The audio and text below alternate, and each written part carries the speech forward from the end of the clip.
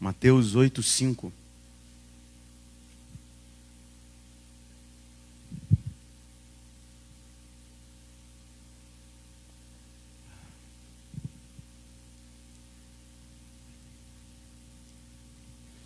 A cura do criado de um centurião. Tendo Jesus entrado em Cafarnaum, apresentou-se-lhe um centurião implorando: Senhor, o meu criado jaz em casa de cama, paralítico, sofrendo horrivelmente. Jesus lhe disse: eu irei curá-lo. Mas o centurião respondeu: é interessante isso aqui, eu irei curá-lo, né? Ele não disse: eu irei tratá-lo. Eu não irei fazer uma terapia com ele. Eu não vou fazer sessões terapêuticas com ele. Eu vou curá-lo. Cristo é cura. Cura. Não é terapia. Não é um processo terapêutico. Ele é a nossa cura. E tem mais, ainda que você morra, viverá por causa dele. Que é melhor coisa que isso, meus irmãos? Há algum médico que possa fazer isso? Há alguma medicina e alguma ciência que possa dizer para o defunto: levanta? Alguma ciência que faça isso? Algum médico que faça isso? E irei curá-lo. Só quem pode falar isso é Jesus. Só quem pode falar isso é Jesus. Ninguém pode falar isso. Nenhum homem pode falar isso. É Jesus que fala isso. Versículo 8. Mas o centurião respondeu: Senhor, olha essa parte. Senhor, não sou digno de que entres em minha casa, mas apenas manda com uma palavra, e o meu rapaz será curado. Pois também eu sou homem sujeito à autoridade, tenho soldados às minhas ordens, e digo a este: vai, e ele vai, e ao outro: vem, e ele vem, e ao meu servo: faze isto, e ele o faz. Ouvindo isto, admirou-se Jesus e disse aos que o seguiam como nós: em verdade vos afirmo que nem mesmo em Israel achei fé como esta. Digo-vos que muitos virão do Oriente e do Ocidente e tomarão lugar à mesa com Abraão, Isaque e Jacó no reino dos céus. Ao passo que os filhos do reino serão lançados para fora nas trevas. Ali haverá choro e ranger de dentes. Então disse Jesus ao centurião: vai e seja feito conforme a tua fé. E naquela mesma hora, o servo foi curado. Aleluia, aleluia. Senhor, muito obrigado por tão poderoso esclarecimento acerca do teu reino. Por verdades tão absolutas, imutáveis, inefáveis e incomparáveis que nós acabamos de ler aqui. Muito obrigado pela cura, pela salvação, pela vida eterna que está em Jesus Cristo nosso Senhor, única e exclusivamente nele. Por isso nele depositamos a nossa fé, por isso nele miramos a nossa fé e pedimos: Senhor, aumenta-nos a fé, porque temos vivido com pouca fé. Ajuda-nos no nome de Jesus. Amém. Amém. Pode sentar, querido.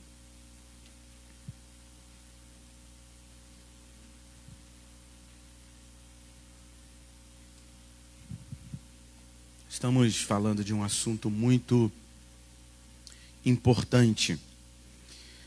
É tão importante que sem ele será impossível qualquer um de nós aqui agradarmos a Deus. Será impossível agradar a Deus se não houver fé em nós. Fé, nós já lemos em uma outra ocasião, mas eu quero ler de novo porque é muito importante ler essa questão aqui. Deixa eu só te dizer onde está. Enquanto isso, eu quero te localizar. Enquanto eu vou achar aqui, que eu anoto tantas coisas em tantos lugares, e às vezes tantos lugares diferentes, que eu já me perdi. Mas eu vou achar aqui. Mas eu quero só te situar numa questão. Fé não vem de nós. E só fazendo trazendo à memória o que nós meditamos há duas semanas atrás. Semana passada o pastor Fernando esteve aqui falando sobre o rei Amazias. Isso, acertou. Como diz os garotos da escola, tá sabendo legal, hein? Estão sabendo legal. Mas eu estou fazendo isso, mas eu quero que você fique tranquilo quanto a isso. Sabe por quê? Eu ouvi isso e para mim foi muito libertador isso. Foi muito bom para mim. Você lembra do que você comeu há uma semana atrás? Não, né? Provavelmente não. Então, não se preocupe em ficar lembrando do que você ouviu há uma semana atrás. Eu achava que as pessoas lembravam quando eu falava alguma coisa. Às vezes, quando você sai ali no portão, você já esqueceu qual foi o texto lido. Você sai ali no portão, se perguntarem, qual foi o texto lido aí na igreja hoje? Aí você fica, fui algum evangelista. Ah, tá. Mas você não precisa se preocupar em lembrar do que você comeu na semana passada, porque aquele alimento foi para aquele momento. E eu entendi que a palavra de Deus é tal como o maná. O maná de ontem não serve para hoje. Precisamos de um novo pão hoje. E não é à toa que quando o Senhor Jesus ora, Ele diz, o pão nosso de cada dia tem pão fresco. Cada dia que você vai na padaria, quando você vai lá comprar o pãozinho de manhã, ali no Palagar, ali no seu Celso. É Celso o nome dele? Acho que é Celso. Quando você vai ali no pãozinho do seu Celso, ali comprar o pão, ele vai te vender o pão de ontem. Você compra o pão de ontem. Você compra pão duro, pão dormido, pão borrachudo. Você nem consegue comer. A não ser que seja para fazer uma torrada. Eu estou dando uma dica aqui. Um prato hoje.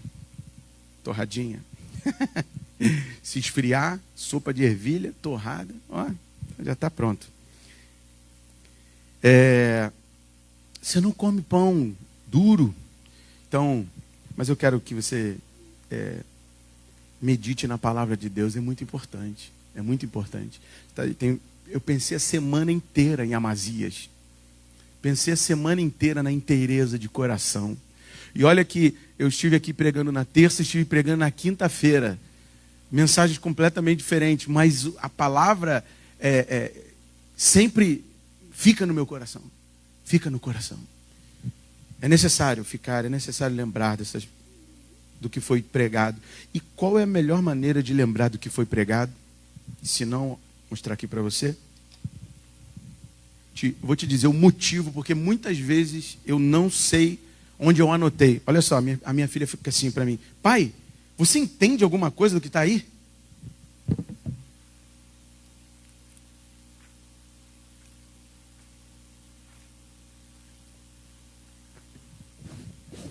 Aí você pensa assim, para que está mostrando isso, pastor?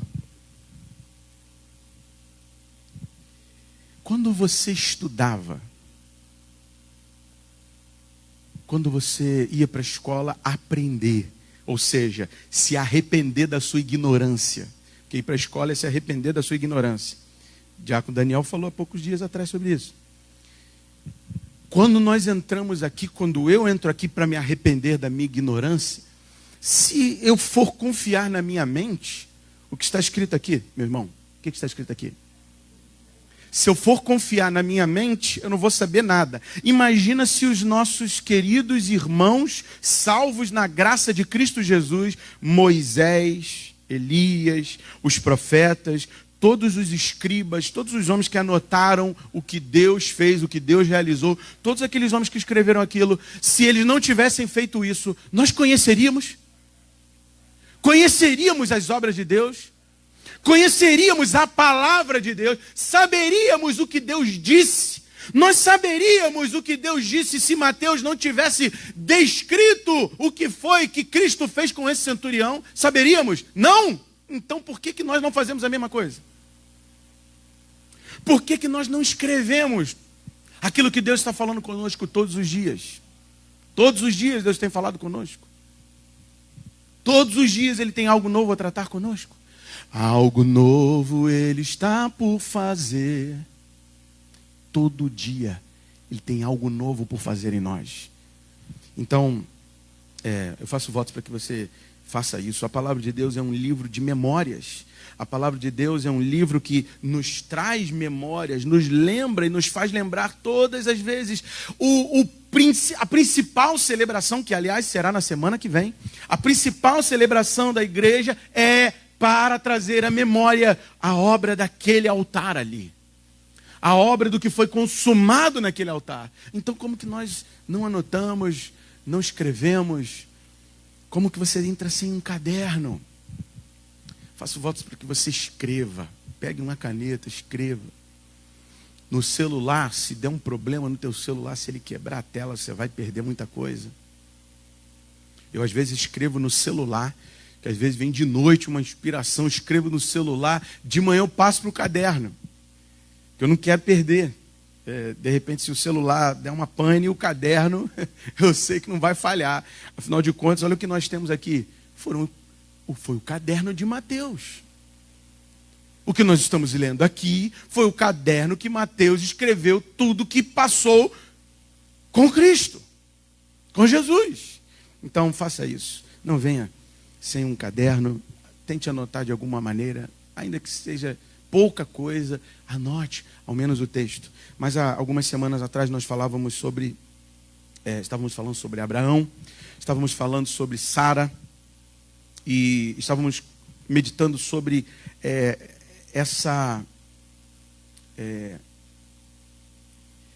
esse título, eu não estava vindo a palavra, esse título que Abraão recebeu, Abraão é o pai da fé. Por que Abraão recebe esse título? Porque é exatamente aquilo que era a oposição na vida de Abraão, foi o que Deus transformou. E o homem que não poderia ser pai, se torna pai. E por isso ele é intitulado, ele tem um título dado pelo próprio Deus, como o pai da fé. O homem que foi fiel a Deus em tudo e não rejeitou nem seu único filho, gerado dele mesmo e de Sara. Abraão não rejeitou, Abraão entregou seu filho. E se Cristo, né? Cristo estava presente, se Cristo não tivesse intervido ali, se ele não tivesse atuado naquela ocasião que Abraão já vai sacrificar Isaac, se ele não tivesse feito isso, Isaac teria sacrificado seu único filho. Porém, aquele ato já é um símbolo do que aconteceu no Calvário. O que aconteceu no Calvário?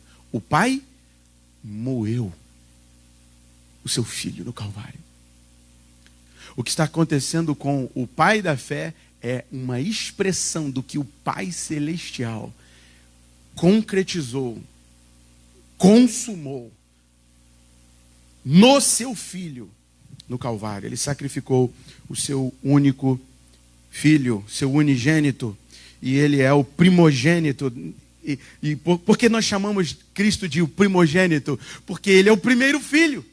E por causa dele todos nós fomos adotados. Por isso chamamos ele de primogênito. Ele era o único. Só que ele, no seu sangue, assina a carta de adoção para todos nós. Alguém pode dizer glória a Deus?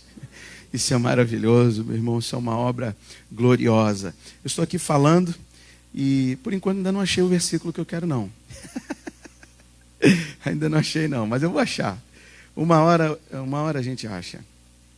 Deixa eu ver aqui se é isso aqui. Eu anoto e às vezes eu não acredito se é ou não o versículo. Mas eu vou falar, não vou ler não. Para a gente não... Fé é dom de Deus. Não vem de nós. Abraão e Sara. Você lembra que nós falamos há 2 semanas atrás? Agora eu quero fazer um teste com a tua memória. Você lembra quando o anjo, o próprio Deus, enviou seu mensageiro para dizer para Abraão: você será pai, sua esposa gerará um filho, você terá relações com a sua esposa com 90 e você com 100, e vocês terão um filho. O que Abraão fez? Abraão riu. Então você lembra. E quando Sara, escondida na tenda, ouviu, o que ela fez? Ela riu também. E o que os enviados do céu, os emissários de Deus, os mensageiros de Deus falaram? Ambos foram unânimes. Ambos foram unânimes. Vocês estão duvidando. Vocês riram. Mas será feito assim. Aí eu te pergunto, Abraão e Sara produziam fé em si mesmos? Diante de um anúncio, de uma promessa infalível da parte de Deus, onde anjos celestiais vêm dizer: vocês terão um filho. A pessoa ri. Isso é fé? Geraram fé de si mesmos? Houve fé no coração desse casal? Abraão e Sara? Esse casal idoso, esse casal ancião? Não houve não. Decrépito, né? Se não me engano, acho que a palavra é decrépito. Quando é bem velhinho, se eu não me engano, acho que é decrépito a palavra. Já tem na Bíblia, eu lembrei agora aqui. Hoje o pastor Fernando não está ficando decrépito. Hoje não. Até porque o decrépito é a partir dos 70. Você lembra do que o Davi falou? A partir de 70 é só canseiro e enfado. Então ele tem 1 ano aí de muito vigor. De muita energia. De muita vibração. Ele tem 1 ano, porque hoje o pastor Fernando está completando 69 anos. Aí você fala, mas calma aí. Eu sigo o pastor Fernando lá no Facebook, não recebi nenhum aviso.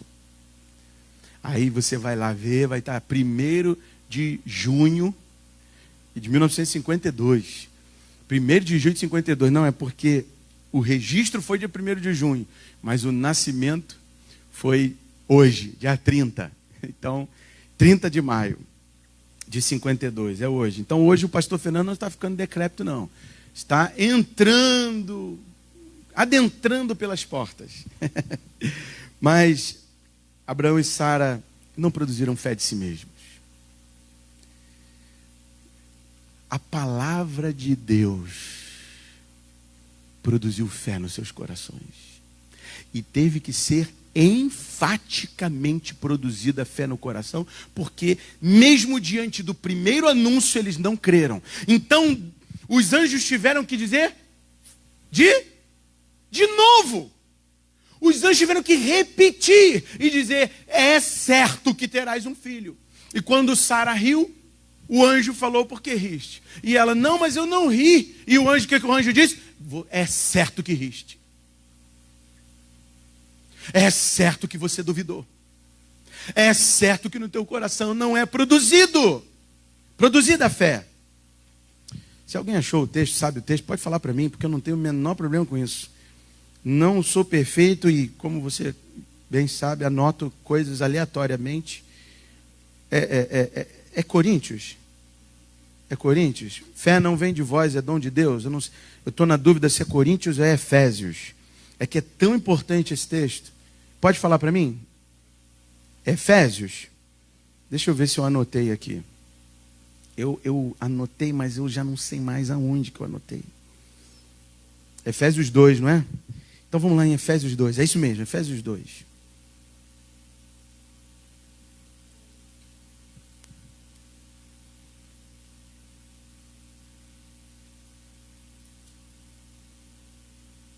2:8. Vamos lá.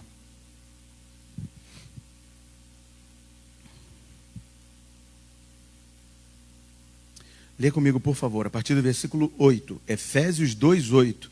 Porque pela graça sois salvos mediante a fé. E isto não vem de vós, é dom de Deus. Não de obras, para que ninguém se glorie. Pois somos feitura dele, criados em, meu irmão? Cristo Jesus para boas obras, as quais Deus de antemão preparou para que andássemos nelas. Então, esse dom é um presente, é uma dádiva. É algo que vem da parte de Deus para nós, não é algo que é produzido em nós. Agora, é muito importante, esse texto é fundamental. Essa graça não vem de nós. Essa fé não vem de nós. Agora volte lá em Mateus. Mateus 8.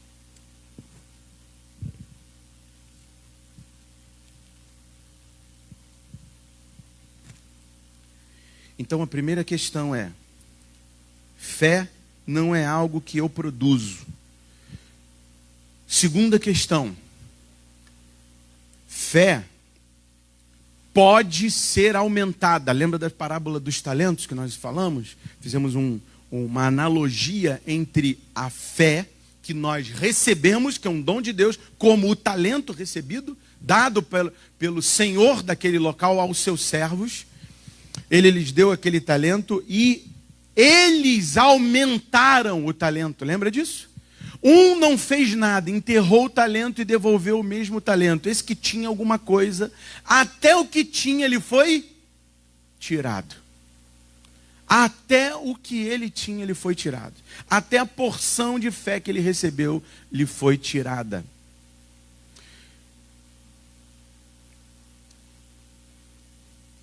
Nós estamos vivendo um tempo em que há um movimento contrário do movimento que acontecia quando eu era criança. O movimento que acontecia quando eu era criança era pessoas saindo do catolicismo romano e se dirigindo para o protestantismo evangélico. O movimento hoje está sendo o contrário. As pessoas estão saindo do protestantismo e retornando ao catolicismo romano. E isso não é pouca gente, não. E há uma vertente, a vertente da Igreja Católica chamada jesuíta. E o Papa Católico é um jesuíta. É destinada, a ordem jesuíta foi criada para fazer com que os católicos que foram ao protestantismo retornassem ao catolicismo. E eu vou te dar mais uma notícia. Eles estão conseguindo. Estão conseguindo. Estão conseguindo fazer com que pessoas retornem para aquilo que Deus abomina, como nós lemos no Salmo 135. Eles estão conseguindo fazer com que pessoas retornem. Vamos lá de novo, por favor, no Salmo 135, rapidamente.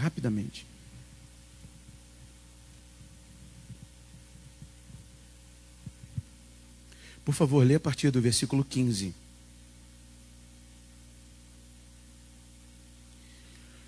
Salmo 135, 15. Os ídolos das nações são prata e ouro, obra das mãos dos homens.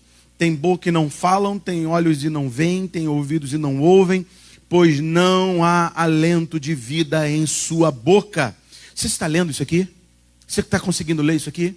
Então, isso aqui está escrito na mesma Bíblia do catolicismo romano. Olha o que está escrito na sequência. Como eles se tornam os que os fazem, ou seja, os artesãos, os fabricantes das imagens, se tornam como as imagens. Continue lendo. Os fabricantes das imagens se tornam como as imagens, e todos os que neles confiam. Você está lendo comigo, versículo 18? Lê comigo? Então são duas categorias de pessoas aqui no versículo 18. Os que fabricam e os que confiam. Tanto os fabricantes quanto os que adoram estão iguais às imagens. Continue lendo. Casa de Israel, bendizei ao Senhor. Só esse versículo. Só essa parte do versículo. Casa de Israel, bendiz o Senhor. Casa de Israel, confia naquele que não vê. Casa de Israel, espera naquele que não vê. Casa de Israel vive não por vista, mas pela fé. Todos os homens foram criados à imagem e semelhança de Deus, inclusive os feiticeiros. Inclusive os que nasceram dentro de uma religião onde há culto, a idolatria a tantas outras divindades, como a idolatria ao sol, como a idolatria aos astros. Todas essas pessoas foram criadas à imagem e semelhança de Deus. Há nessas pessoas porções da graça de Deus. Graça não graça salvífica, a graça salvífica, a graça salvadora, a graça que nos transporta para o reino do Filho do seu amor e, consequentemente, para a vida eterna nele, é a graça mediante aqueles que, por fé, creem no Filho de Deus. Graça mediante a fé. A fé é como o transporte da graça. Somos salvos pela graça mediante a fé. Um favor imerecido que nós recebemos por intermédio da fé. A fé é o veículo. A fé é o transporte. A fé é a intermediação entre a graça de Deus e nós. Sem fé é impossível agradar a Deus. Todos os seres humanos foram dotados de partículas de fé, de crer naquilo que não vem. Até mesmo os ateus.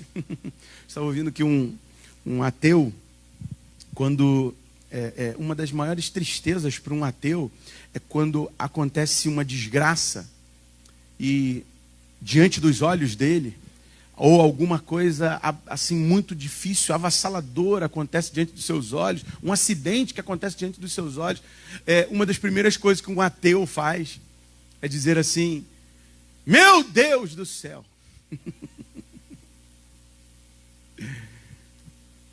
Ou então, de repente, ele vê um acidente acontecendo. Porque, meus irmãos, você já percebeu como automaticamente, diante de um fato que nós não podemos controlar, nós clamamos o nome de Deus? Já percebeu?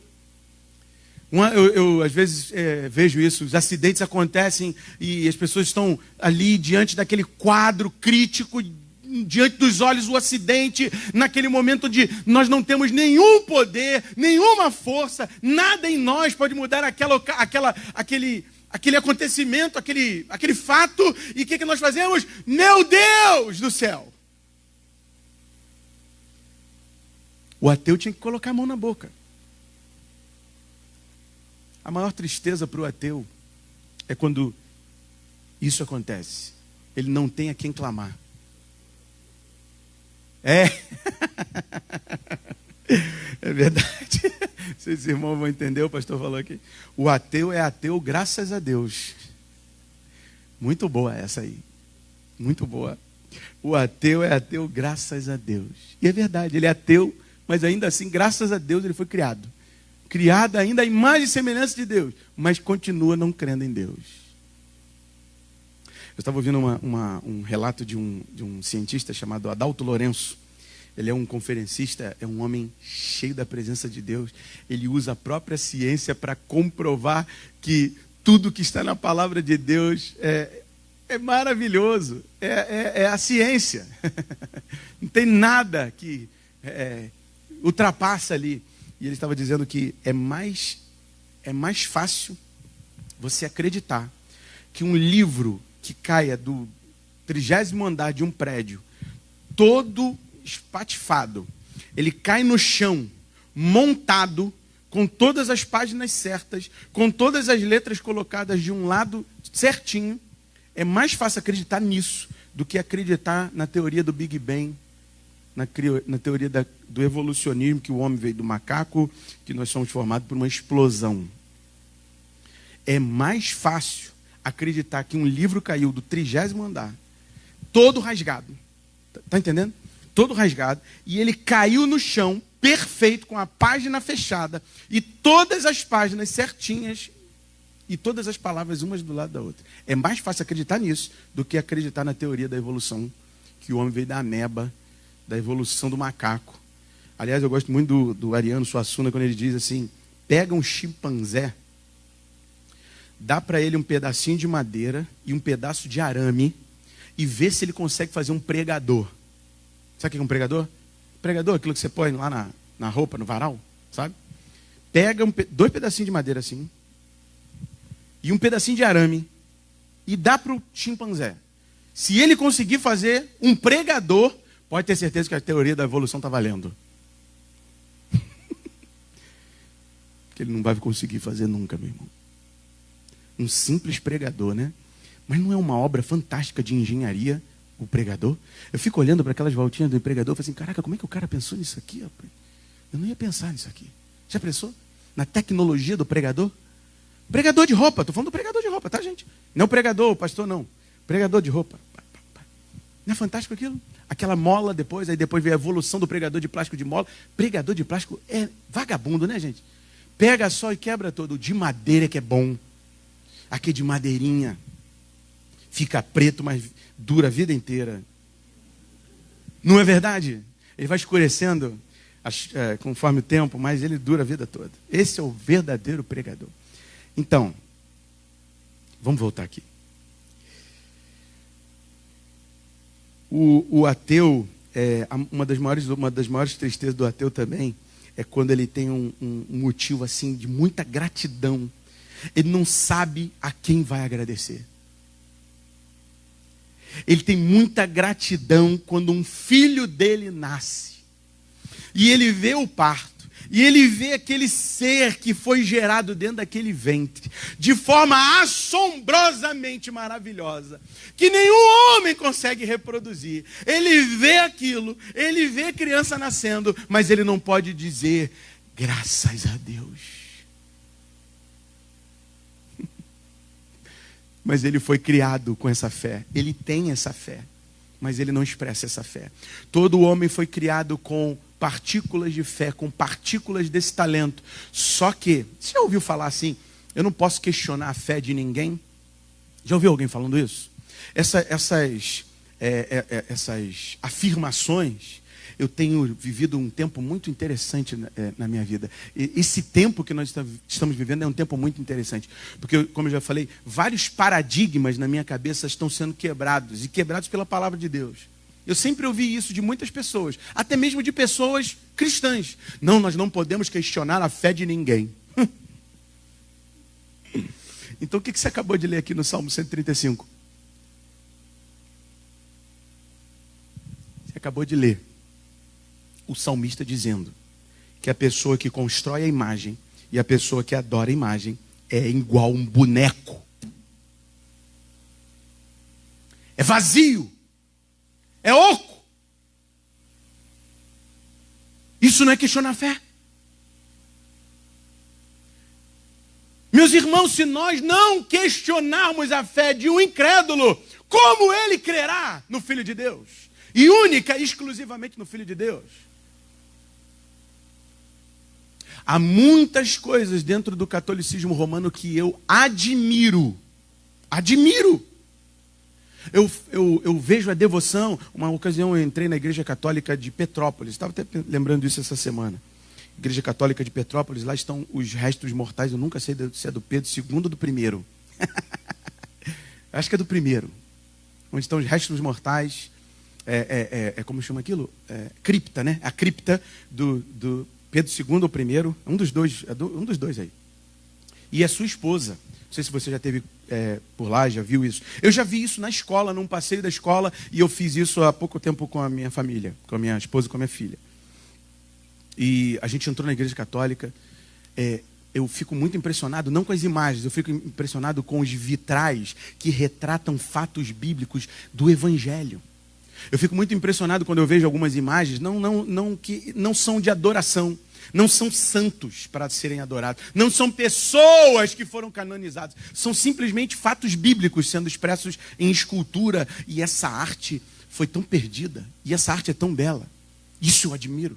Eu vi uma vez uma expressão bíblica, a expressão que Simeão falou para Maria: uma espada traspassará o teu peito. Meu Deus, havia uma espada traspassando o peito de Maria. Quando eu olhei para aquilo, eu imediatamente lembrei da palavra de Deus. E eu não fiquei adorando a imagem, simplesmente ela me fez pensar na palavra de Deus. Quando você olha para ali, o que você pensa?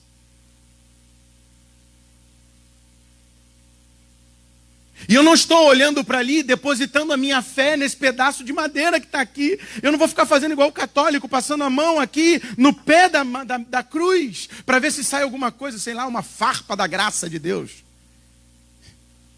Eu não vou beijar a cruz. Eu vi uma pessoa que ela deu a volta em toda a igreja. E ela foi adorando cada santo, porque do lado das imagens evangélicas sempre tem o santo, né? O ser humano que foi beatificado e é adorado e fazem preces àquele santo. E aquelas pessoas estão ficando iguais àquele santo. E é o que está escrito aqui. Esse centurião. Agora você vai pensar assim: caramba, o pastor leu sobre o centurião. Vai falar nada do centurião? Vou. É que esse centurião, ele só conseguiu, veja comigo por favor o versículo 10. Ouvindo isto, você está lá? Mateus 8. Mateus 8, 10. Ouvindo isto, admirou-se Jesus. Eu quero fazer isso aqui. Eu tenho um pouco de inveja desse centurião. Porque eu quero fazer isso aqui com Jesus. Eu quero admirar Jesus. E eu só vou conseguir quando eu tiver... Olha o que está escrito no versículo 13. Então disse Jesus ao centurião: vai-te e seja feita conforme a tua fé. Porque sem fé é impossível agradar a Deus. E essa fé veio de quem? De Deus. Mas como que esse homem conseguiu agradar a Deus? Como que esse homem conseguiu fazer Jesus ficar admirado?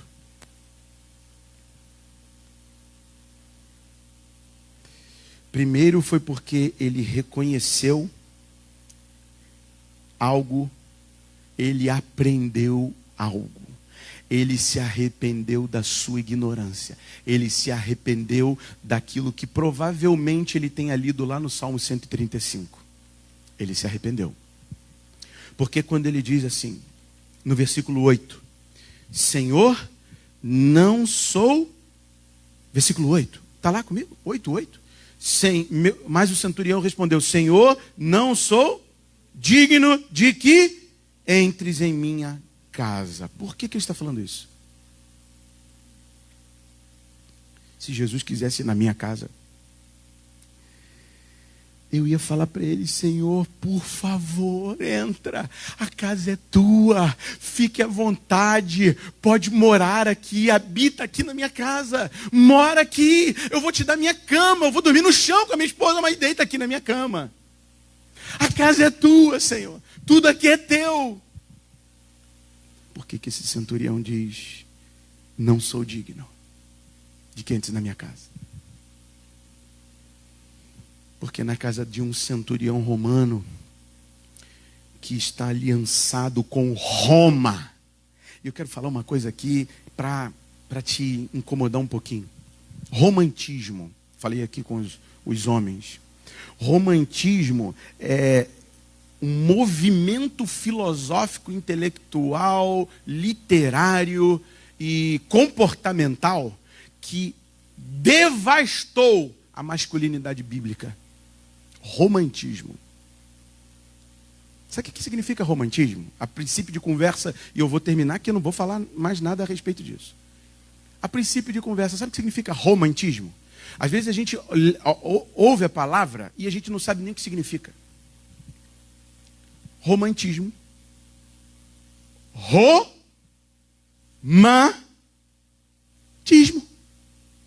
O que é romantismo? Estilo de vida de Roma.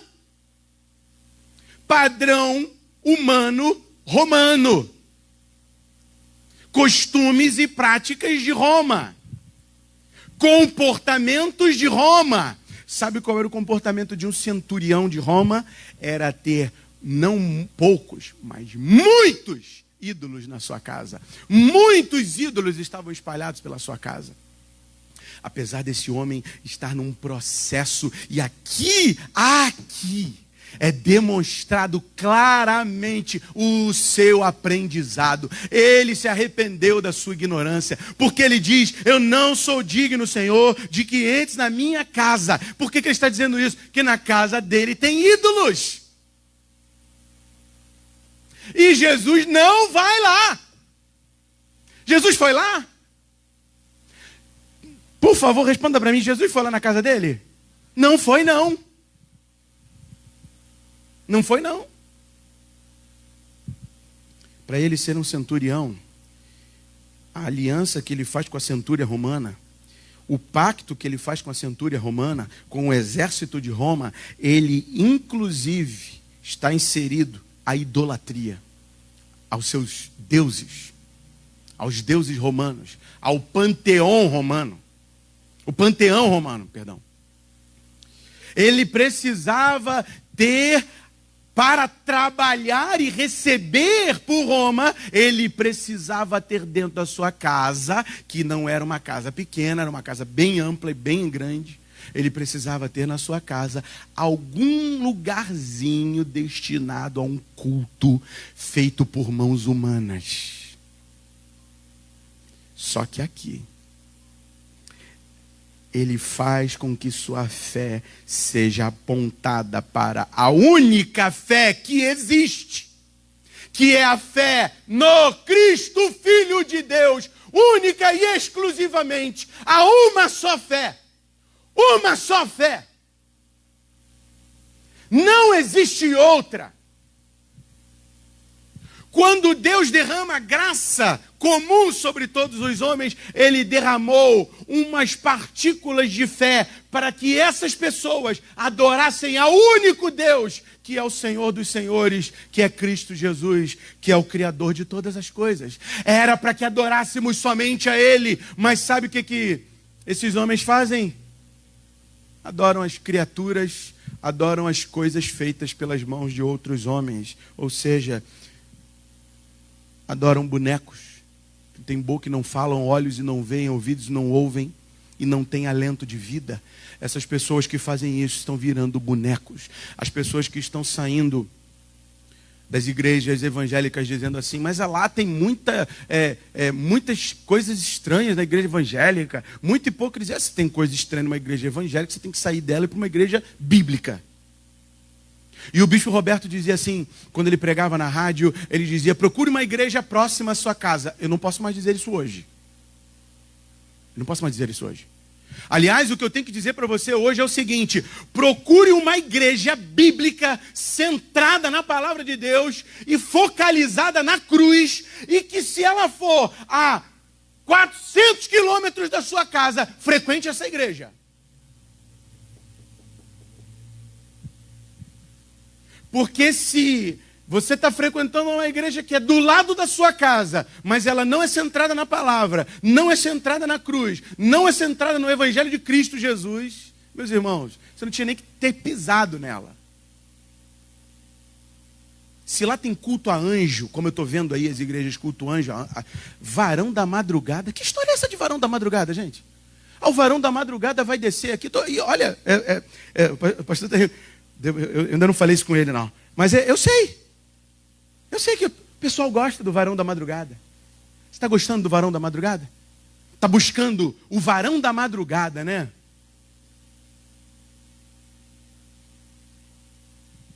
Você está adorando o anjo? Está clamando por anjo? Está seguindo o anjo? Está esperando no anjo? Está esperando o varão da madrugada? É. Queria saber onde está isso na Bíblia. Queria saber onde Cristo falou isso. Eu queria saber se esse soldado centurião romano aqui, que fez Jesus ficar admirado, ele estava buscando o anjo. Eu tenho acesso direto ao Filho de Deus através do Espírito de Deus. Eu tenho acesso direto à sala do trono. As minhas orações são purificadas e elas chegam à sala do trono do meu Deus e Criador. Eu vou pedir a intermediação de anjo. Eu já tenho uma intermediação. Se chama Jesus Cristo, o caminho, a verdade e a vida. E ninguém vai ao Pai se não for por intermédio dele. Eu já tenho. Não preciso de anjo, não. Eu tenho o comandante dos anjos. Eu tenho o Senhor dos exércitos. Eu clamo a Ele. Ele envia os seus anjos se Ele quiser, na hora que Ele quiser, no tempo que Ele achar adequado. A gente tem que clamar ao Senhor para que Ele envie uns anjos para guardar a nossa boca. Põe um guarda com a espada desembainhada aqui na minha boca e aqui na minha outra boca, principalmente dentro do salão de cabeleireiro. Principalmente fazendo minha unhazinha, que a minha boca fica livre para profanar o reino de Deus. Isso é fé? Isso é fé? Está agradando a Deus? Você está deixando Jesus admirado? Você está fazendo Cristo ficar cada vez mais desgostoso contigo, se você tem feito isso. Eu gostava do barbeiro do meu pai. Como é o nome do barbeiro, pai? Raimundo. Não era o Nonato não, mas era o Raimundo. Lá em Oswaldo Cruz, Estrada do Portela. A gente ia lá de vez em quando. De vez em quando mesmo. O pessoal já viu a foto do meu cabelo aí, como é que ficava no passado. Raimundo não falava nada. Começava a cortar o cabelo do meu pai, dava uma massageada, meu pai já estava como, ó. Eu falava, caramba, isso era muito bom. Esse é o barbeiro legal, aquele que dá uma massageada. Ele vem, ó, pegava aqui. Eu vi um barbeiro na Índia fazendo isso. Olha, estou falando umas coisas hoje, nada a ver, né? Mas é até que legal. Eu vi um barbeiro na Índia fazendo isso, ele dava até uns tapas na cara. Pá! O cara dormia, acordava, aí depois ele fazia mais massagem, o cara dormia de novo. Rapaz, que coisa fantástica. Isso é bom demais, gente. Sem dar uma palavra. Conversava não. Seu Fernando, chegava lá. Ô, seu Fernando. Batia continência. Meu pai, ô, Raimundo. Sentava lá. O corte dele demorava. Ele ia parando cada pelinho. Os do nariz. Bigode. Legal demais. E ó. Meu pai até dormia, não precisava nem falar nada. Dormindo, que maravilha. Bom demais. Isso agrada mais a Deus do que ir para um salão, conversar um monte de abobrinha, ficar calado, agrada mais a Deus. Esse homem aqui, ele acabou de se converter. Ele acabou de dizer, eu não sou digno de que entres na minha casa, porque na minha casa outros deuses são adorados. Mas eu sei que basta uma palavra tua. Eu tenho homens ao meu comando, ou seja, ele entende, ele está se arrependendo da sua podridão, idólatra, em bonecos, e vivendo como um boneco, mas ele precisava fazer isso, porque senão, se algum oficial maioral lá da centúria entrasse na casa dele e falasse, ué, cadê a deusa tal? Ué, cadê o deus tal? Não está aí? Ué, mas você não tem um compromisso com a nossa força armada? O compromisso com a nossa força armada é idólatra. Nosso pacto está ligado aos cultos que nós fazemos. Por que não tem? Eu não sei o que aconteceu com esse centurião aqui. Mas para alguém abandonar, desertar da centúria romana, olha, deve ter sido muito difícil. Ele deve ter tido que sair com a família dele. Se ele se converteu a Cristo, ele saiu, ele se escondeu, ele foi fugir. Senão ele seria morto, inclusive a sua família. Seus filhos, inclusive. Se ele dissesse que era agora Cristo, era o Cúrios, e não César. E foi o que ele acabou de dizer aqui. Manda, dá uma ordem, Senhor, e certamente o meu servo será curado. Ele reconhece sua podridão, ele reconhece a grandeza e a autoridade de Jesus, e ele fala, basta uma palavra. E foi exatamente o que Jesus fez. Ele não entrou na casa dele, Jesus não ia querer compactuar de um território tão complicado. Principalmente uma pessoa que sabe que está fazendo besteira. Mas eu acredito que ele tenha rejeitado tudo isso. Esse centurião é um homem que ajudava muito o povo de Israel. Os hebreus, até na construção do templo, esse homem ajudou. Dizem alguns historiadores, inclusive. E o que o Senhor diz no versículo 10, em verdade vos afirmo que nem mesmo em Israel achei fé como esta. Ele tinha, a fé que ele tinha não era fé, era idolatria. Quando ele passa a ter fé, quando ele passa a apontar, a mirar no alvo da fé, que é Jesus, e ele mira com tudo, ele mira como um sniper. Ele não tira o foco de Jesus, ele não para. Ele reconhece que é só Jesus, que ele tem todo o poder, que basta uma palavra dele, que ele é onipotente, que ele dali consegue comandar uma enfermidade que está lá. Glória a Deus, se converteu. Reconheceu a soberania inabalável de Cristo. E por isso Cristo diz, eu não achei fé em Israel. Eu não achei fé no meio do meu povo. Daqueles que sabem quem eu sou. Eu não achei fé no meio desse povo. Então, a fé não vem de nós, em primeiro lugar. Segundo lugar, é possível. Aliás, é possível não, é fundamental aumentar a fé. Progredir na fé. É fundamental se empenhar em fazer com que o talento que você recebeu seja duplicado, triplicado, multiplicado. É necessário. Porque aquele que não duplicou o talento, aquele que não investiu no talento, aquele que não investiu na fé, aquele que acomodou-se a viver uma vida rasa com Deus, até o talento que ele tinha recebido, ele foi retirado. Sem fé é impossível agradar a Deus. E sem progredir na fé, é ficar sem fé. Sem fé é impossível agradar a Deus. E se não houver progresso na fé, ficaremos sem fé. Se não houver um anseio pelo alimento diário, contínuo, constante, busca em oração, se não houver isso não é fé. Isso não é fé.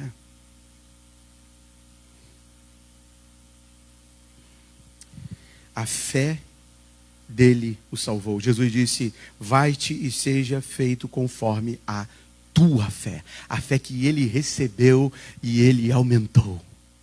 Ele recebeu e ele mirou agora no lugar certo. Ele estava mirando no lugar errado. Sua bússola estava errada. Agora ele mirou no norte magnético. Agora ele acertou o alvo certo. Ele acertou no único que é a verdade da fé. Que é o autor da fé, o consumador da fé, Jesus Cristo, o Filho de Deus.